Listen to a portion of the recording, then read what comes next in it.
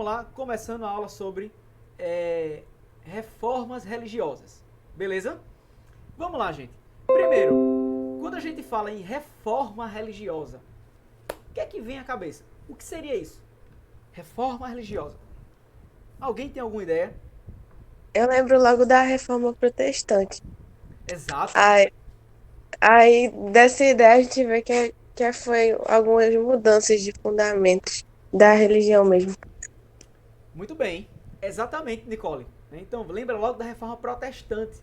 Então, esse nome protestante ganhou o nome protestante né, nesse período onde foram aqueles que protestaram contra a Igreja Católica.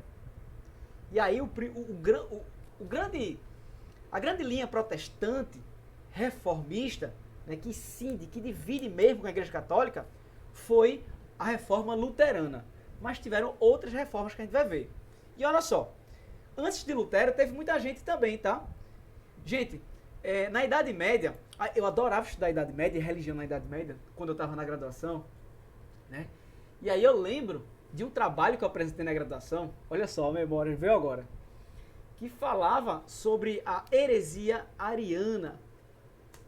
O bispo Ário, era um bispo, acho que, se eu não me engano, era espanhol, que ele vai começar, ele vai levantar teorias religiosas que vão contradizer a, a Igreja Católica. E a Igreja Católica vai. Isso durante a Idade Média ainda, tá? E na Idade Média, como a Igreja Católica tinha esse poder absoluto, muito forte, né? Os reis, os senhores feudais, estava todo mundo muito vinculado à Igreja Católica, não tinha espaço para divergentes, para quem pensasse diferente. Então, foi considerado heresia. O que é uma heresia? Aquilo que vai contra os dogmas vigentes. No caso, os dogmas, né, a lei, a maneira de pensar da Igreja Católica. Outra heresia muito grande também, que foi considerada pela Igreja Católica na Idade Média, os cátaros. Cátaros, acho que é assim que escreve. Só para vocês verem que Martim Lutero não surgiu do nada e chegou lá e quebrou tudo, né? Teve muitos. Onde há. Gente, nunca esquece dessa frase. Onde há poder, há resistência. Beleza, Jennifer? Sempre, onde há poder, há resistência. É um poder muito forte, professor. Tem resistência, sempre vai ter. É assim. Qualquer poder que se coloque em prática, qualquer poder que se venha a ser posto em sociedade, ele vai sofrer resistência. A Igreja Católica não foi diferente, tá? Só para não ficar assim, a Igreja Católica mandava em tudo e não tinha ninguém que pensava diferente. Tinha, né? Mas esse poder, muitas vezes, ele silenciava. No caso dos cátaros, eles vão negar Maria, vão dizer que Maria não é santa. Eles disseram, né, que alguns livros da Bíblia eram livros que não deveriam ser consultados. E aí a Igreja Católica viu isso com péssimos olhos. E foi feita uma guerra contra os cátaros. Né? E aí conseguiu abafar. O que é que eu estou dizendo para vocês? Que durante muito tempo, inclusive dentro da Idade Média, houve resistências e pensamentos diferentes da Igreja Católica. Certo? Só que esse poder durante a Idade Média era muito forte e conseguia abafar, conseguia neutralizar as vozes dissidentes. É com Martinho Lutero que a igreja não consegue abafar, silenciar. Martinho Lutero é o grande reformador.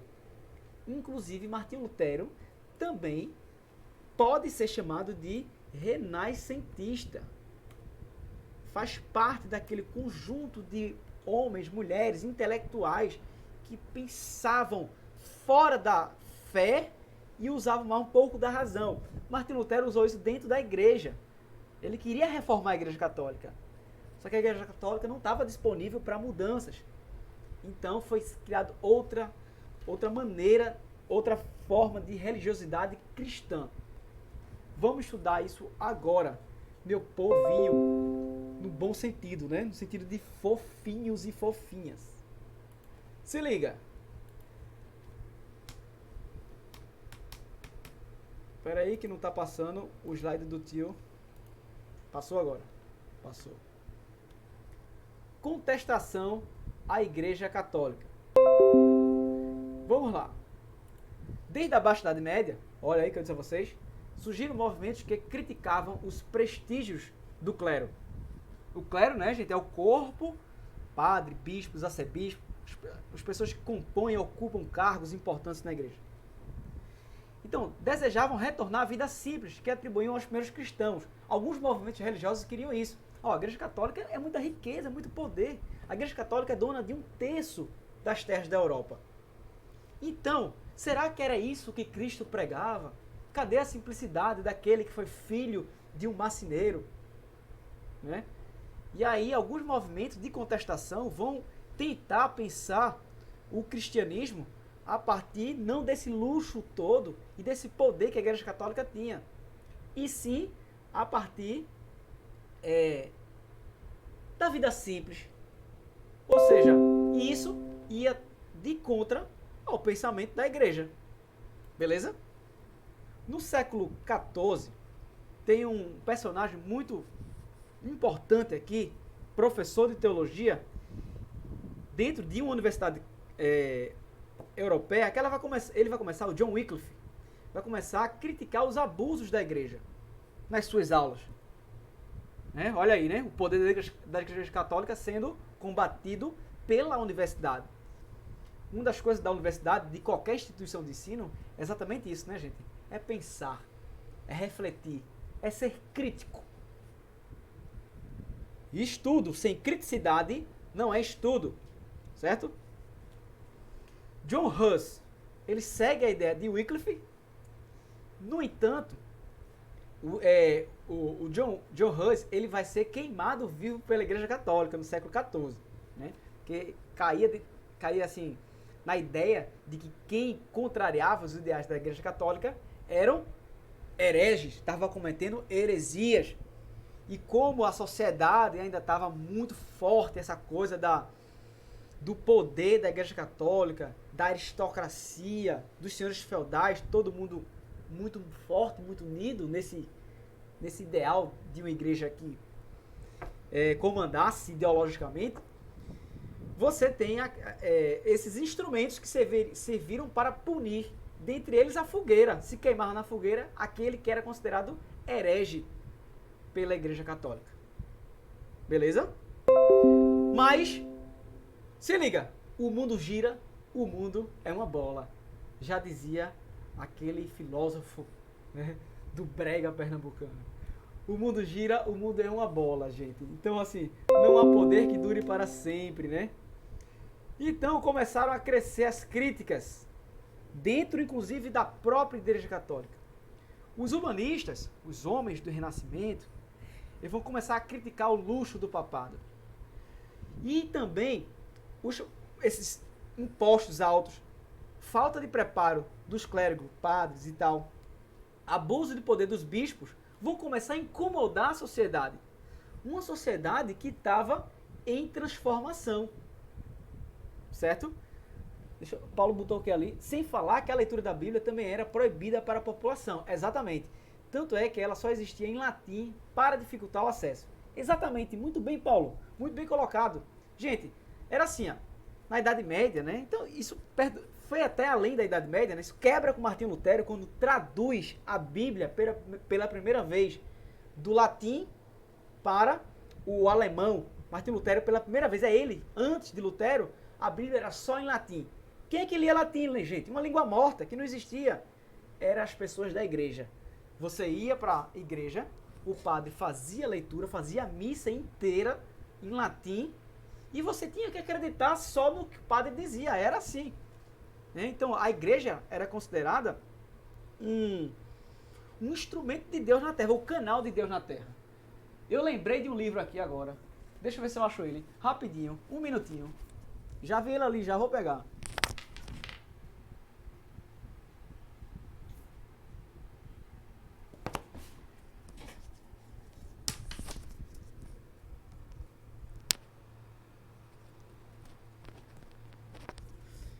As missas eram rezadas também em latim. Exatamente, Nicole. né, um sermão e tal.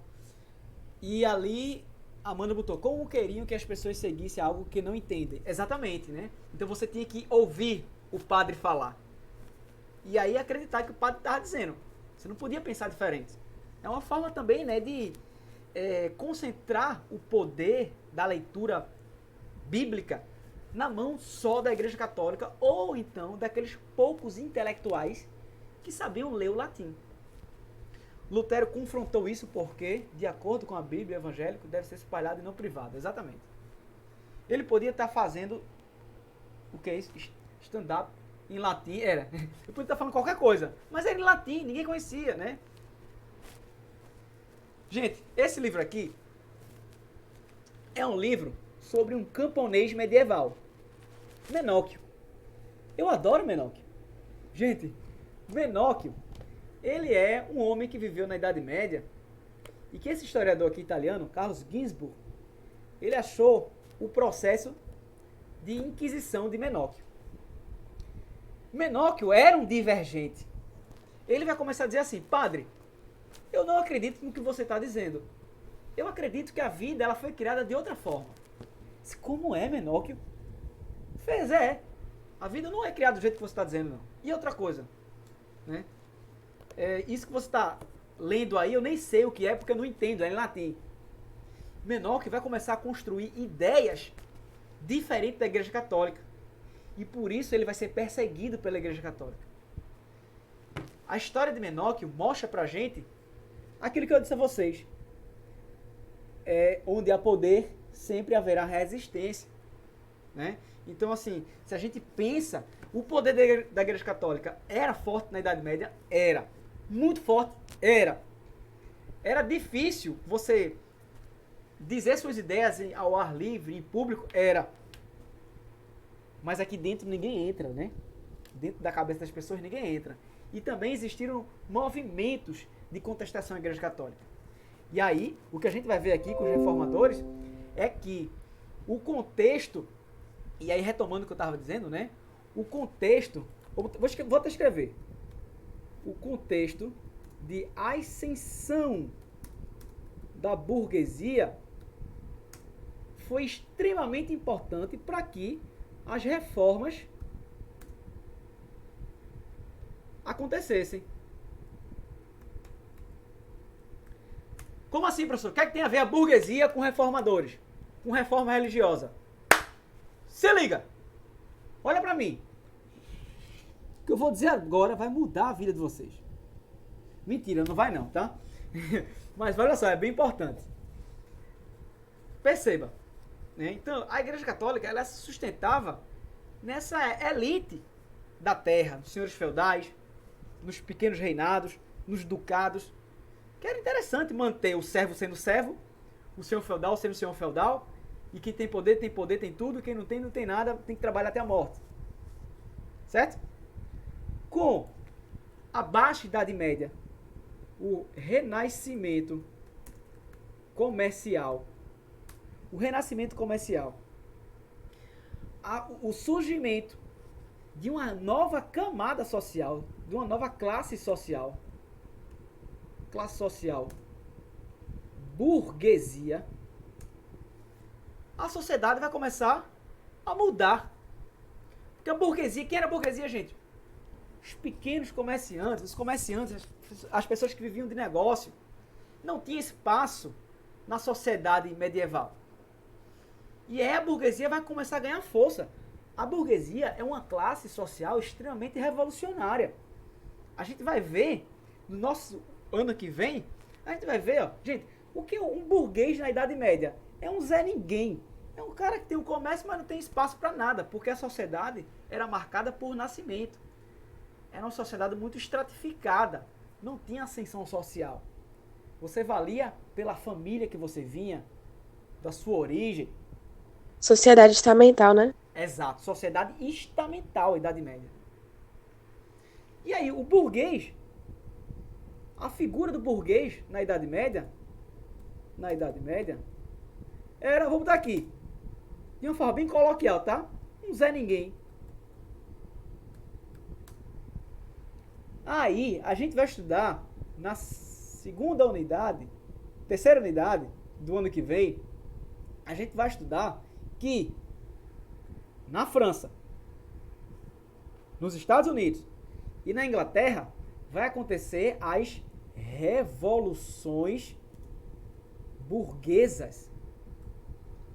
Os burgueses, gente, eles vão construir uma imagem de mundo, de sociedade e vão tomar o poder. A sociedade que a gente vive hoje é uma sociedade burguesa. O capitalismo é uma invenção da burguesia. A sociedade do consumo, eu estou aqui na frente do meu computador, que é chinês. Eu estou com o meu celular Samsung, que eu não sei de onde é, mas pode ser da Ásia. Eu estou aqui com o meu livro, que foi impresso em São Paulo. Eu estou olhando para a minha impressora, que é da Epson. Olha quanta coisa eu consumo de vários lugares do mundo. Sociedade burguesa, ela se consolida no século XIX. Então se liga, o burguês sai de um lugar sem representação, sem espaço, na Idade Média, a ser o modelo de sociedade planetária. O modelo de sociedade planetária é o capitalismo. É o mundo burguês, da compra, da venda, da economia que tem que crescer. Certo? Então, ó, a burguesia, ela é revolucionária em si. Entenderam isso aí? Sim, dá pra entender. Tranquilo? No final da Idade Média, com o comércio sendo ativado, com as cidades crescendo, com mudanças acontecendo, os renascentistas, amparados em grande parte pela pressão da burguesia, vai começar a criticar a Igreja Católica e o modelo de sociedade da Idade Média. Vamos lá. Então, ó, no século XV, tá tudo bem? Se tá tudo bem, dá um ok. Se não tá, bota aqui. Vou adotar isso agora. Se tá tudo bem, dá um ok no chat. Vamos participar. Vai. Vamos lá. Se tá tudo bem, dá só um okzinho. Ok. Vai. Só, olha aí. Amanda, Eduarda, Nicole, Milena, Maísa. Massa. Bora. Mais gente. Tá tudo ok? Se não tiver, fala, tá? Professor, pare. Pare, professor. Que eu não entendi isso. Você tem esse direito, tá? Eu tô sendo pago pra isso, velho. Vamos lá. Então vamos continuar. Certo? Então é onde surge Lutero. Lutero vai ter espaço, gente, numa sociedade que tava dizendo assim: ih, rapaz, a Igreja Católica mandar em tudo. Será que é boa mesmo? E essas novidades que estão surgindo aí? Hein? Será que é errado mesmo que eu pensar diferente da Igreja Católica? Né? Então as forças políticas, religiosas e econômicas, elas vão começar a sofrer alterações. Como nada no mundo, né, pensando em história, surge assim, pá. Né, vocês viram que desde a Idade Média tinha crítica à Igreja Católica. É uma coisa que vai ao longo da história. Quando chega na Idade Moderna, é que esses pensamentos divergentes vão começar a ter espaço na sociedade. Então surge a figura aqui do reformador Martinho Lutero, um monge da Igreja Católica. Martinho Lutero, ele era muito entusiasta da Igreja Católica. Só que ele começou a ver e fazer algumas contestações. Martinho Lutero era o quê, professor? Um burguês? Era não. Martinho Lutero, ele era monge, né? Ele fazia parte do clero. Percebe? Só que ele começou a criticar. Ele começava a criticar, por exemplo, a venda de indulgências. Alguém lembra o que é isso? Indulgências. É tipo. É você ser pago para ser salvo. Isso, exatamente. Oi, Nicole fala também, não foi? Muito bem, Henrique. Eu ouvi falar de umas coisas, eu não sei se é indulgências, mas que, tipo assim, eles vendiam, sei lá, um pedaço de madeira, dizia que era um pedaço da cruz, não sei o que, essas coisas. Aí eu queria saber o que é isso. É indulgências também? Então, indulgência é isso que Henrique falou, né? Tipo assim, eu chegava na igreja, vou pra Roma, na sede do papado, e lá eu vou comprar uma indulgência. Eu vou direto pro céu, aquele papel. Você acreditava nisso, né? Gente, não rola, né? Mas assim, como tinha o domínio da Igreja Católica, né? Então, Era comum venda de indulgência. Perdoar seus pecados, dê tanto para a igreja. Pague isso aqui para a igreja, tome esse documento. Você vai pular o purgatório, vai direto para o céu. Certo? O que Nicole falou são a venda de relíquias, que são pedaços da coroa de espinho de Cristo, pedaços da cruz, né, relíquias, objetos sagrados, que a Igreja Católica vendia, dizendo que eram sagrados. Beleza? Isso é uma forma também da Igreja Católica, né? Ganhar grana, ganhar dinheiro. Gente, imagina, né? Quantos pedaços da cruz de Cristo foram vendidos? Dava para dar a volta ao mundo, talvez. Tá? Mas vamos lá. Então, Martinho Lutero, ele foi contra a indulgência, negando a santidade do Papa, e é uma coisa que se sustenta até hoje na Igreja Católica, né? Eu fiz primeira comunhão e fiz também o crisma, né? Eu cresci na Igreja Católica, não sou mais da Igreja Católica, mas gosto muito da Igreja Católica, inclusive. Até hoje eu gosto. Hoje eu sou cristão, só cristão, sem denominações religiosas. A gente aprende lá no catecismo, quando a gente está estudando o catecismo e na crisma, que o Papa ele é infalível. Ou seja, ele não erra. Está lá escrito, né, no catecismo da Igreja Católica. Isso é uma coisa que vem lá da Idade Média. Né? Então Martinho Lutero começou a criticar isso. E Martinho Lutero começou a dizer assim, gente, é preciso que a gente tenha fé. A gente não precisa de intermediários. Quem era o intermediário? A igreja. A Igreja Católica vai dizer, opa, Lutero, o que é isso? Você está dizendo que eu não sou a ponte para o céu? A comunicação direta com Deus? Aí Martinho Lutero, sim, estou dizendo isso. E aí, né, quando Martinho Lutero, ele começa a pensar e pregar diferente. O ápice disso, gente, vai ser as 95 teses. 95 pontos que Martinho Lutero criticava da Igreja Católica. Críticas, sem acento, né? Eu vou botar acento não, tá, gente? Para escrever mais rápido. Críticas à Igreja. E igreja também em maiúsculo, a gente tá falando de instituição religiosa, igreja. Críticas à Igreja, as 95 teses. E aí Martinho Lutero vai ser excomungado. Alguém sabe o que é ser excomungado na Igreja Católica? Expulso, exilado, Isso. algo assim. Muito bem, Henrique. Ser expulso da igreja. Ser negado pela igreja. Só que Martinho Lutero, ele fugiu, né? Senão ele ia ser preso, ele ia sofrer tribunal da Santa Inquisição. Gente, só que teve um rei, né? Um rei não. Um pequeno reino, um pequeno reino. Que disse, Martinho, vem pra cá, que a gente gosta das tuas ideias. Era o cara que era, né, existia, né, também, por parte de alguns proprietários de terras e tal, a ideia de se livrar da Igreja Católica. Inclusive porque a Igreja Católica, ela condenava até empréstimos a juros. Condenava até isso. O comércio, o lucro. A Igreja Católica chamava de usura. O empréstimo a juros, a Igreja Católica chamava um pecado, isso é usura. Então, como a burguesia estava ganhando força, como a sociedade estava mudando, o comércio estava crescendo, ficou ultrapassado esse pensamento da Igreja Católica. E aí, as pessoas, né, as pessoas de poder da época, algumas vão começar a olhar pessoas como Lutero e vai dizer, chega cá, Lutero, vem para cá. A gente quer as tuas ideias, a gente quer se livrar da Igreja Católica. Sacou?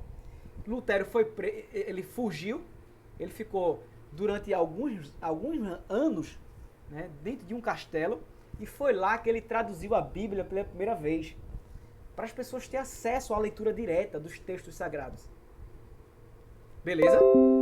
Então, ó, a reforma, isso que eu estava dizendo, né, ela foi apoiada por diferentes setores sociais que estavam descontentes com a Igreja Católica. Religiosos descontentes com a Igreja Católica, senhores de terra descontentes com a Igreja Católica e principalmente, gente, burgueses, gente do comércio descontentes com a Igreja Católica. E aí a adesão à reforma luterana, ela variou conforme as condições locais. Muitos soberanos, né, reis, principados, ducados, que queriam reforçar seu poder e se ser livre da igreja, também apoiaram Martinho Lutero. Percebem? Então, Lutero é uma reforma religiosa, mas não é só a religião que está envolvida, né? É economia, é sociedade. Uma sociedade que queria mudar, uma economia que queria se tornar diferente do pensamento medieval. Junto com isso, a ideia de acreditar num cristianismo diferente do pregado pela Igreja Católica. Tranquilinho? Se tá tranquilo, bota um ok. Bota um ok. Bota um ok no chat. Vai. Se não tá, fala com o tio. Eita, só 3 respostas. 4, 5. Bora. Se não tá, fala, tá, gente? Você pergunte. Valeu. Vamos lá. Vamos seguindo. Que tenso, né? É pressão, né, mano? Vamos lá. Caminhando e cantando e seguindo a canção. A reforma na Inglaterra, primeiro. A reforma anglicana. A construção da igreja anglicana, gente. Olha só. Então a gente tem a principal e uma das primeiras grandes reformas, a reforma luterana, Martinho Lutero. A gente falar de mais duas. A anglicana e a calvinista. Beleza? A anglicana.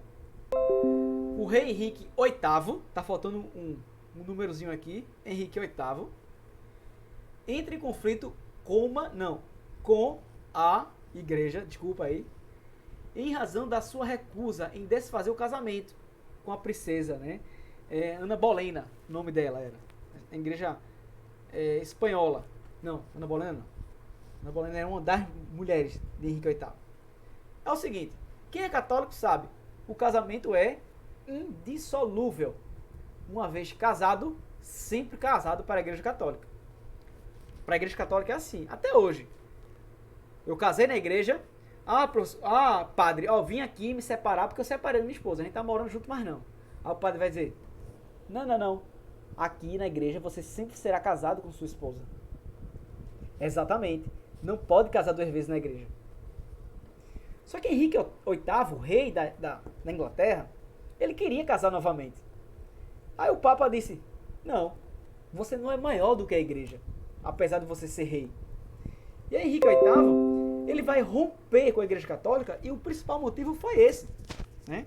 E ele se casou 7 vezes, gente. 7. Oi, Eduarda.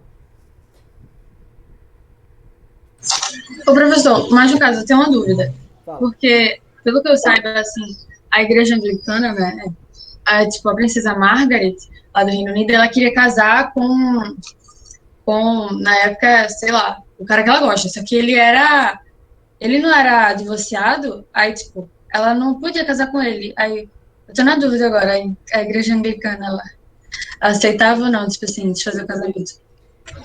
Outra pergunta, né? Margaret é irmã da atual rainha, né? De Elizabeth, não é isso? Isso. Enfim, você me pegou agora, né? Olha só, o princípio da igreja anglicana, né? Foi que o rei Henrique VIII queria casar novamente. A igreja católica não permitia, então ele fundou uma outra igreja. Talvez, eu estou botando talvez, aí a gente vai ter que pesquisar, né? Ao longo do tempo, a igreja anglicana, ela mudou, né? E aí permitisse só o casamento uma vez só, certo? Ou então, como ela era da família real, né? Esse tipo de coisa não acontece dentro só da família real. Pode ser isso também. Ou então, pode ser que esse divórcio, né, que ele teve, esse outra pessoa, a gente tem que ver, ele era da nobreza, ele não era da nobreza, como é que funciona? Porque tem essas coisas ainda hoje na Inglaterra, né?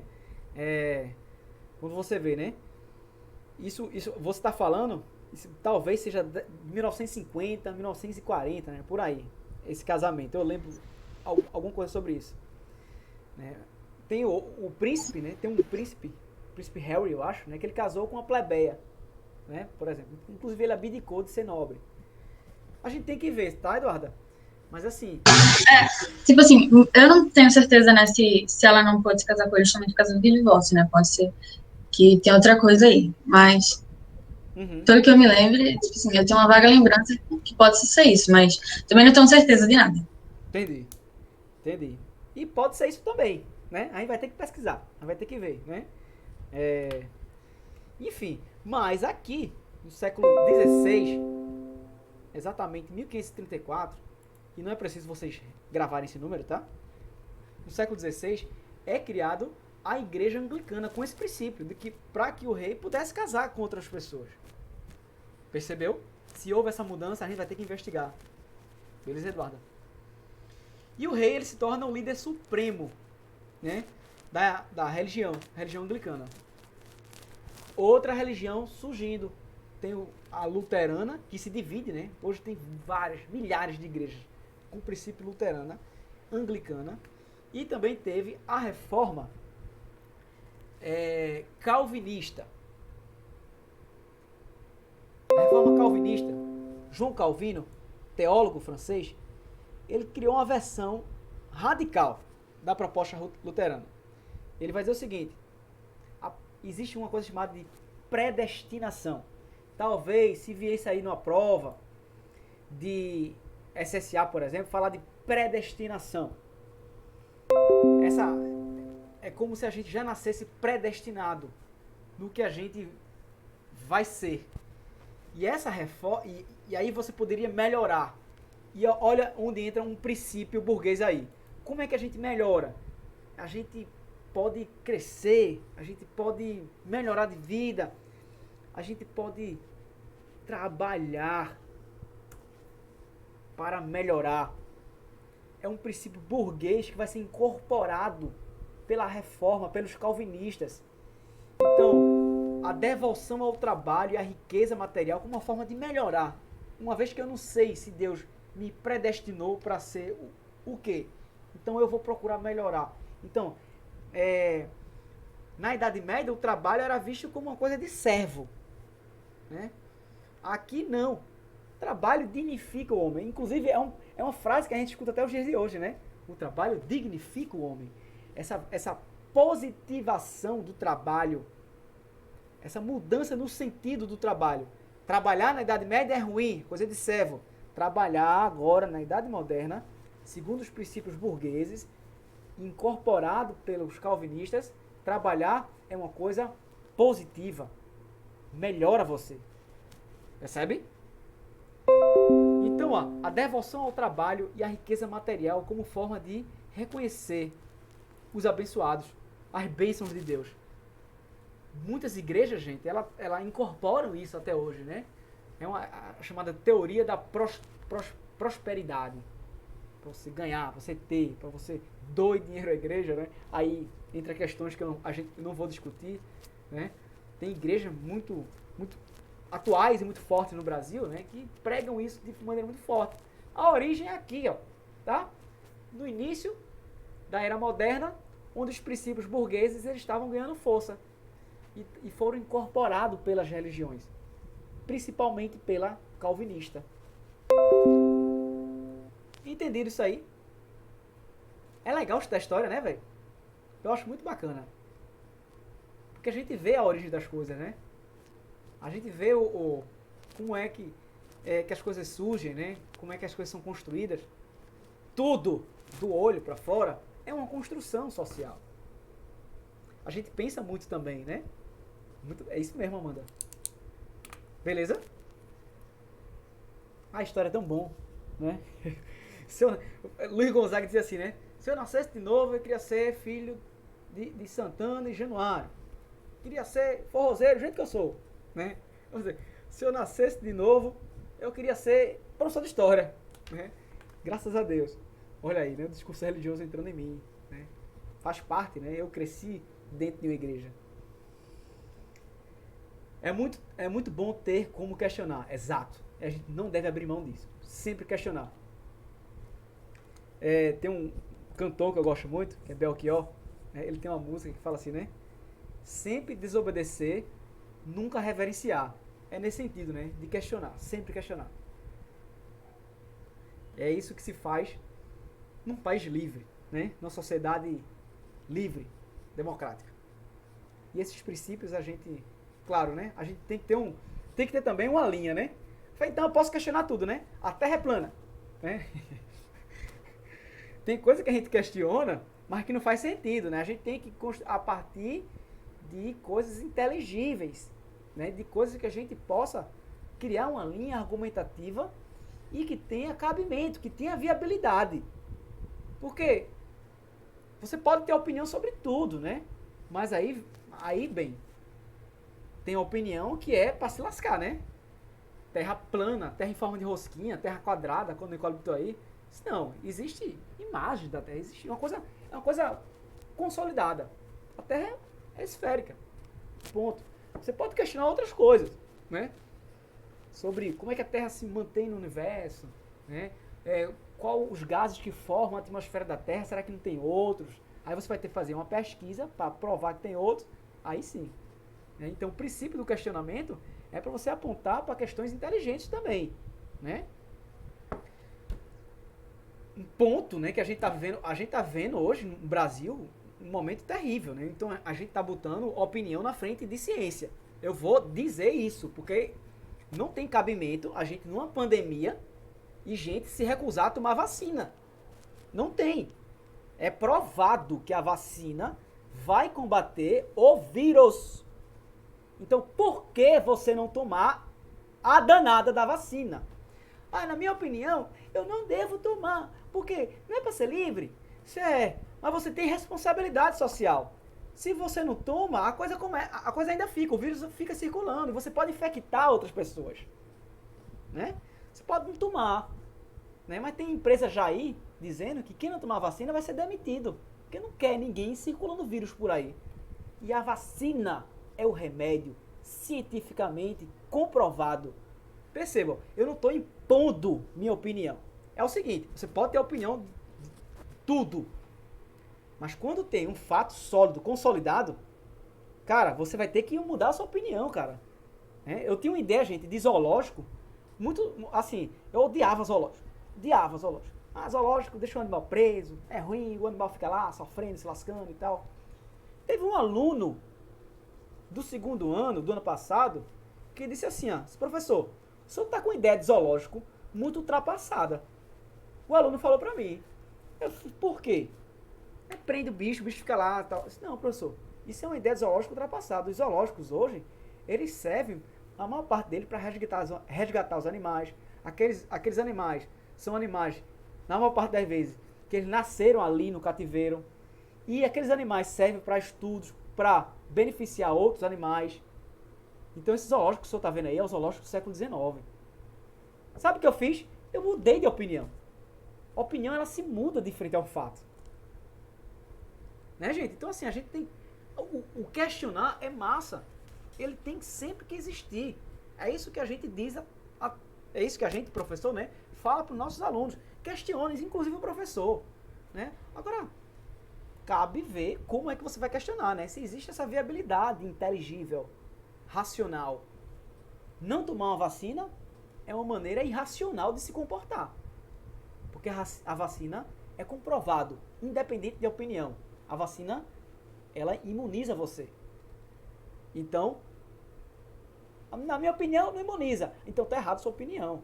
Porque os cientistas do mundo descobriram uma cura para imunizar a gente. Beleza?